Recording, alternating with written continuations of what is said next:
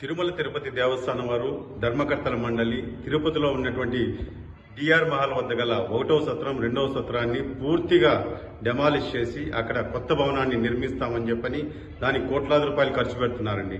నేను ఒకటే టీటీడీ ధర్మకర్తల మండలికి ఉన్నతాధికారులకి స్థానికుడిగా శ్రీవారి భక్తుడిగా విజ్ఞప్తి చేస్తున్నా, దయచేసి ఆ డిఆర్ మహల్ పరిసర ప్రాంతాల్లో మీరు అక్కడ కానీ పెద్ద భవంతులు కట్టారంటే ఆ పరిసర ప్రాంతాల్లో ఉండే ప్రజలకి అసౌకర్యం ఏర్పడుతుంది. ఎందుకంటే అత్యవసరంగా హాస్పిటల్ వెళ్లాలన్నా రైల్వే అండర్ బ్రిడ్జ్ నుంచి పోవాలి కాబట్టి అక్కడ వర్షాలు పడినప్పుడు నీళ్లు ఎలా ఉంటాయో తిరుపతి ప్రజలందరికీ తెలుసు.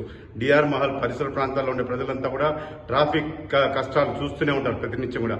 అలాంటి చోట నేను ఒకటే విజ్ఞప్తి చేస్తున్నా, దయచేసి ఇప్పుడున్నటువంటి సత్రాలని యథావిధిగా అక్కడ ఉంచేసి మీరు ఏదైతే కోట్లాది రూపాయలు ఖర్చు పెట్టాలనుకుంటున్నారో ఆ డబ్బుని తీసుకొని పోయి జూ పార్క్ రోడ్డు నుంచి ఈరోజు వక్లామాత ఆలయానికి లింక్ రోడ్డు వేస్తున్నారు.